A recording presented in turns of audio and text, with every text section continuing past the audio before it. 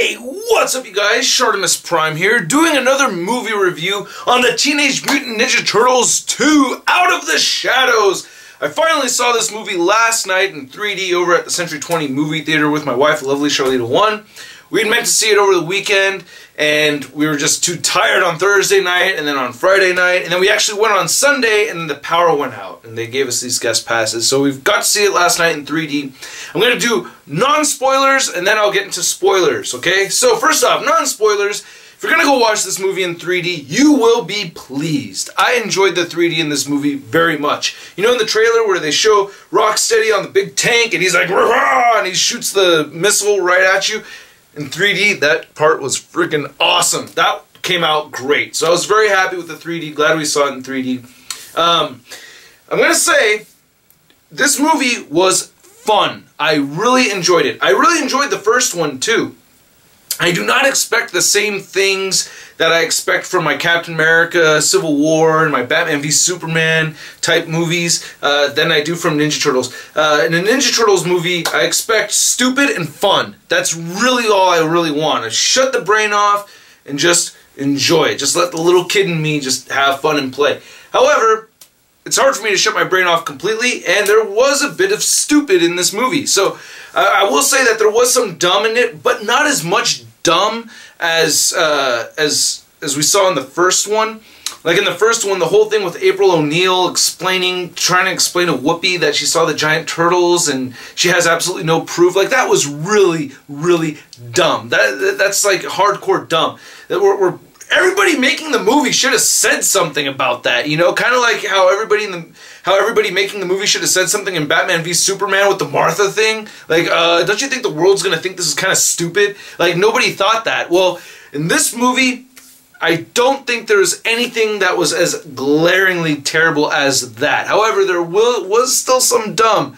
And then I also got to say that the thing that I was looking forward to the most was, of course, Bebop and Rocksteady, and I was very pleased with Bebop and Rocksteady. I really liked them a lot in this movie, so much to the point where I will say they were my favorite part of the movie, alongside with the Turtles. So I really liked the Turtles, and I really liked Bebop and Rocksteady a lot, so I was very pleased. If you enjoyed the first movie, you're going to like this one. Basically, my overall rundown of it was, I liked it just as much as the first one. Maybe just a little bit more. But I will say I liked it pretty much as I liked the first one. Okay, getting into the spoilers, alright? First off, Bebop and Rocksteady were not just great seeing them as full-on, you know, in their mutant form, but I thought the actors that played them did a really good job. I thought they were really cool how they're eccentric and everything. The WWE wrestler, Sheamus, I thought he did a really good job. The guy playing Bebop was really good. So I liked those characters just through and through. Actually, throughout most of the movie, when they were not on screen, I was like, oh, but where's Bebop and Rocksteady? So yeah, I really liked them a lot. You know, I thought they were very cool. Maybe I'll dye my mohawk purple. I don't know. I'm thinking about it. Anyway, Krang! Yes! I loved Krang! The voice actor for Krang was phenomenal. I thought he nailed it, man. I really liked it a lot. I love the tones, like he was able to go from the really high-pitched sounds in his voice to really low, you know? And he had the slurry, gargly tone in it and everything. I didn't get the belch. Would have liked the belch. You know what I'm talking about? Like when Krang and the, you know, remember the old cartoon, like for some reason just like make these weird sounds. It was so vulgar. I kind of wish we'd gotten that, but I thought Krang was very cool. I liked how he was slimy. I liked the way he looked. I loved the way he talked. I really liked Krang a lot. And I really liked the suit. Oh my god, the suit was so cool, right? Alright, so going into the Turtles, I really liked the Turtles a lot. I loved the characters. Like I said in my review of the very first 2014 movie, was my favorite thing about that film was the Turtles. And I really loved the Turtles in this movie as well. Not only did I like the Turtles, but in their tasks, in the events that play out for them, you actually really see the characters perform. And you really feel like you're really watching a solid group of the Teenage Mutant Ninja Turtles as I recognize them. As far as their characters go. As far as their aesthetics go, you know, still not my favorite look for the turtles, but at least they slimmed them down some, you know? Like, before they're all just like giant monsters, kind of, but I like that they tapered them down just a little bit. Not too much, but just enough, okay? And I thought that was very good. Megan Fox was really good in this movie, too. I really liked her. I thought she was really solid. I like that little plug that she did, that little poke at the first movie where somebody said that, oh, these guys have the most pretentious names. And she's like, hey, I named them. The way she did that, I thought that was great. Total shadoosh moment right there. Whenever a woman is acting like a douchebag, I call them shadooshes. All right, that's a little term I came up with. It. Feel free to use it, take it, use it all you want. Shadoosh. All right, and I felt like she was being a, you know, that was a little shadoosh moment right there. And then I thought Will Arnett played perfect mandouche. You know, I thought he was great. I love the agreement that they had, so that he, you know, he's Mr. Celebrity and everything. He just soaks it. I mean, that's a perfect character for Will Arnett to take on. Very much reminded me of Job from Arrested Development, which is really what, you know, what really broke Will Arnett, right? Who knew about him until Final Countdown, right? All right, come on. So anyway, I'm sniffling all over here. It's getting a little bit cold. Maybe I should not wear a sleeveless shirt, right? Anyway, moving on. Shredder and the Foot Clan. I loved the Foot. The Foot Clan were amazing. Shredder was awesome. He didn't do a whole lot, but he was cool. I thought he was there, you know. Wish you'd done more. Wish we saw more Shredder, because I was a little bummed out about Shredder from the last one. But you know, he was there and he was cool. One thing I also want to mention is that I really liked the choreography in this one. When I was rewatching the first one thing I didn't like was that whoever was the stunt guy or the martial arts guy, whenever they would do that thing when, like, remember when Splinter's just standing there and he's going, ha, hoo, hoo, ha, hoo, ha, hoo, ha, ha, ha. I don't even have to move the rest of my body. I just look at the floor and just go, hoo, hoo, hoo, hoo, hoo. Remember that? I thought that was lame as shit. I thought that was like a little kid making a movie. You know what I mean? That reminded me of like a little kid or something trying to play. And so I thought that was lame. I didn't see any of that in this movie, so I was very happy about that. Dislikes. Okay, as I continue on with my dislikes, and I have to also say the sanitation truck thing was amazing. Alright, so dislikes. The thing I really disliked this movie for above anything else was Casey Jones. Did not like Casey Jones at all whatsoever. I didn't like him in the trailer. Kind of gave myself a little bit of, you know, told myself to, hey, you know, lay back some. Give the guy a shot. You know, he's a good actor. He plays Arrow. I've seen a few episodes of Arrow. I thought he was a great Green Arrow. Not a great Casey Jones. Does not fit in with any of the versions of Casey Jones that I'm familiar with. Just doesn't. He's got a hockey mask. That's it. That's really it. I mean, he had the puck, and his fight scene wasn't bad, but really, that's not the Casey Jones. I just hate that they picked a pretty boy. Or if you're gonna pick a pretty boy, you know, dirty him up. Give him a little black tooth, you know what I mean? Like, take a tooth out. Give him some scars or something. Make him a bad boy. Casey Jones is supposed to be a bad boy, right? And I don't have a problem with women gushing all over the silver screen because the dude's there, you know what I mean? My wife, you know, she's gushing all over Chris Hemsworth and Chris Evans and all that. I do not mind, okay?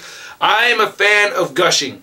Whether it's dudes gushing, whether it's women gushing, everybody gushing, it's all healthy for everybody, okay? So I don't have a problem with that. It's just that if you're gonna pick a dude, like, I don't care if it's a sexy dude, just make sure it's like fits into the character, you know? And I just felt like Casey Jones did not fit into it.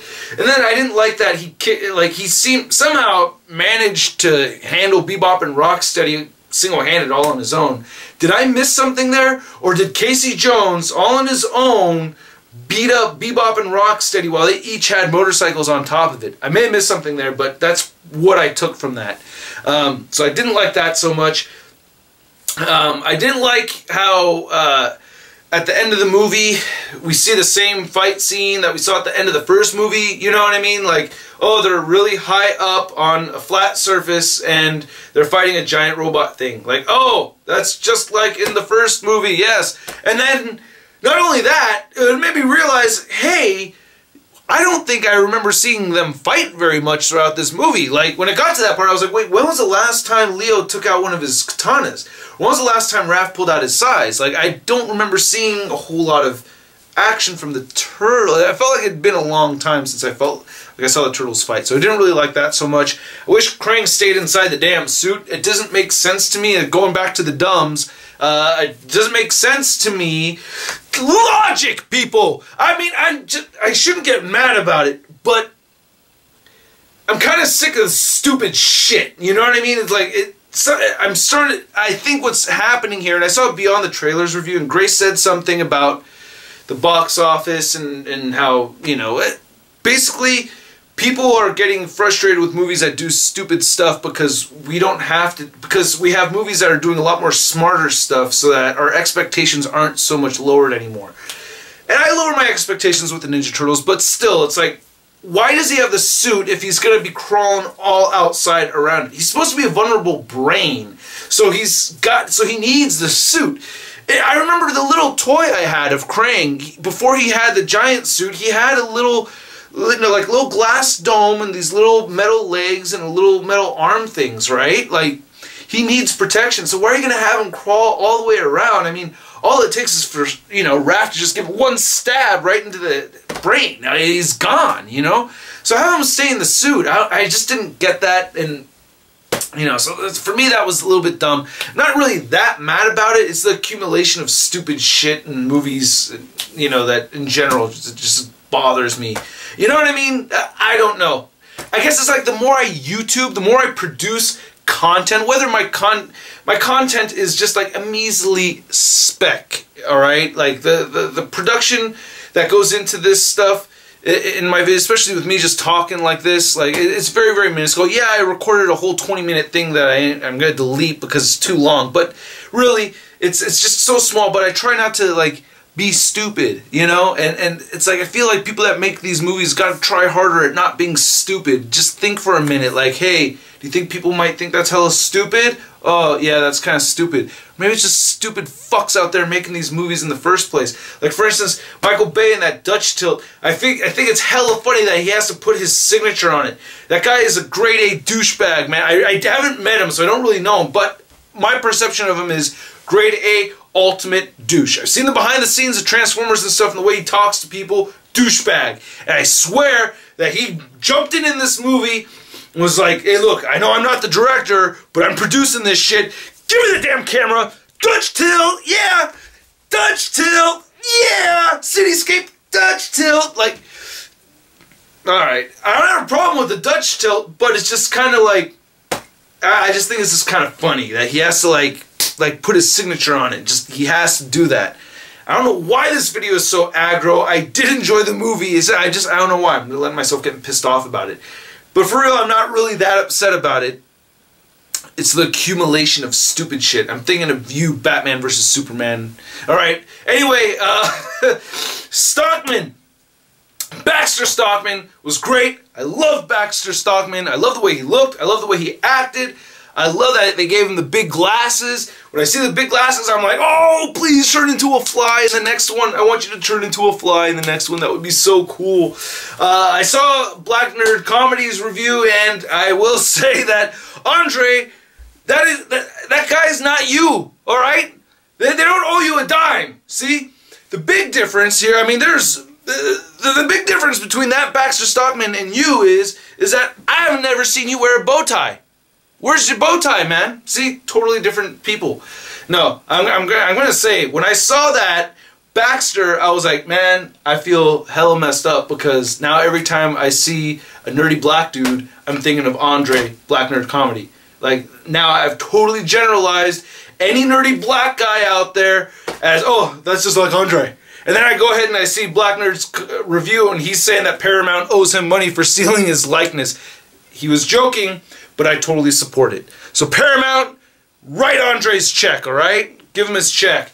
Because he did have the same type of giggle and the mannerisms, and he did act very much like Andre. So I wouldn't be surprised if they did pull up one of his videos and said, here, act like that guy.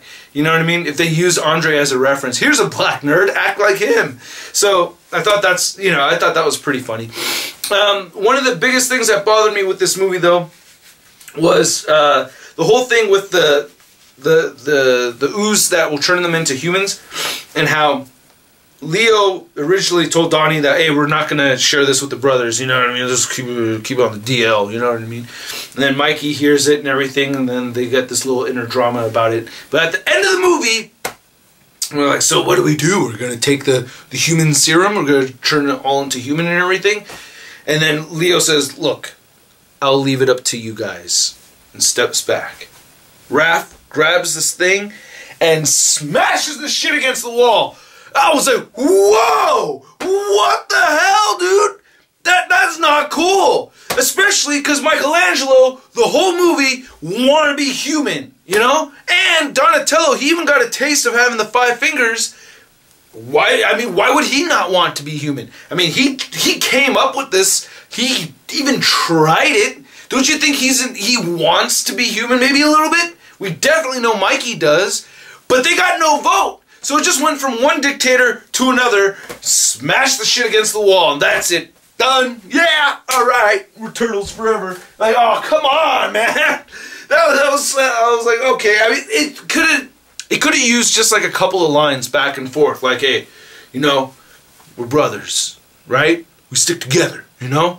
We're turtles, we're brothers, we don't change that, okay?